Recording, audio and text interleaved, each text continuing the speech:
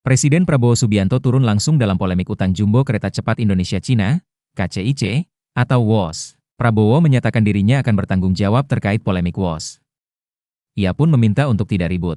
Sebelumnya, Kementerian Keuangan, Kemenkeu, menolak membayar utang WOS dengan APBN. Kini Kepala Negara menyatakan akan mengambil tanggung jawab perihal pelunasan utang WOS. Uang rampasan dari koruptor bakal dipakai untuk pelunasan utang WOS. Prabowo meminta polemik utang KCIC alias WOS jangan dihitung dari untung dan rugi. Ia menyebut, keberadaan kereta cepat harus dilihat dari manfaat yang dirasakan masyarakat. Menurutnya, semua sarana teknologi yang dihadirkan untuk kepentingan publik adalah tanggung jawab pemerintah. Sebab, terdapat mekanisme Public Service Obligation, PSO, di dalamnya. Ia menyatakan akan mengambil tanggung jawab perihal itu.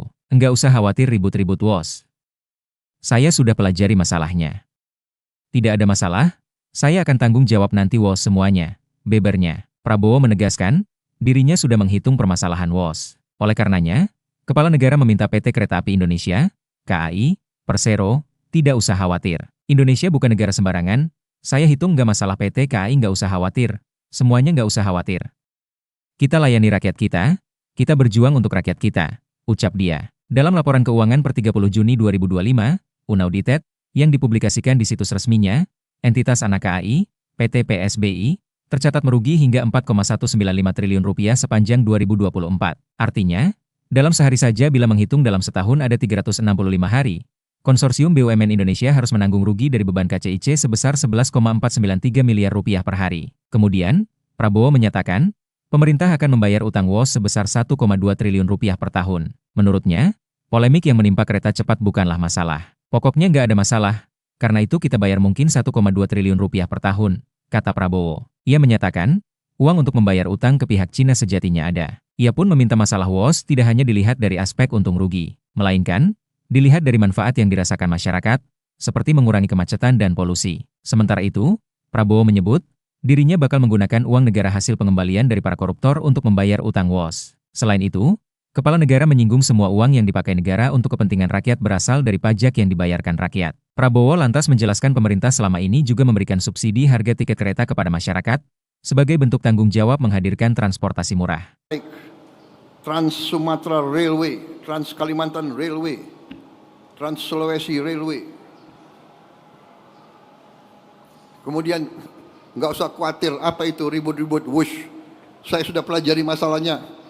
Tidak ada masalah. Saya tanggung jawab nanti WOS itu semuanya.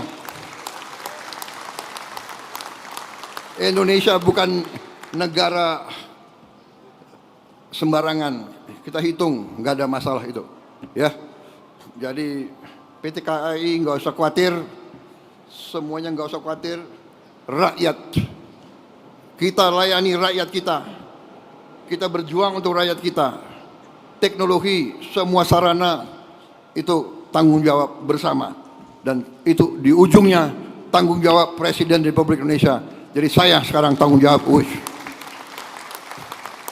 WOS itu semua public transport di seluruh dunia itu jangan dihitung untung rugi enggak. Hitung manfaat enggak untuk rakyat. Di seluruh dunia begitu. Ini namanya Public Service Obligation. Ada yang menyarankan. Tadi disampaikan oleh Menteri Perhubungan. Semua kereta api kita, pemerintah subsidi 60%. Rakyat bayar 20%. Ya ini kehadiran negara. Ini kehadiran negara. Dari mana uang itu? Uang itu dari uang rakyat. Uang itu dari pajak. Uang itu dari kekayaan negara. Makanya kita harus mencegah semua kebocoran. Kita sungguh-sungguh harus hentikan penyelewengan dan korupsi. Uang rakyat nggak boleh dicuri karena akan kita kembalikan kepada pelayanan untuk rakyat. Jadi jangan Jangan khawatir, saya sudah sampaikan semua. Saya sudah pelajari masalahnya. Indonesia sanggup dan itu wajar semuanya itu, ya. Jangan dipolitisasi. Download Tribun X sekarang. Menghadirkan lokal menjadi Indonesia.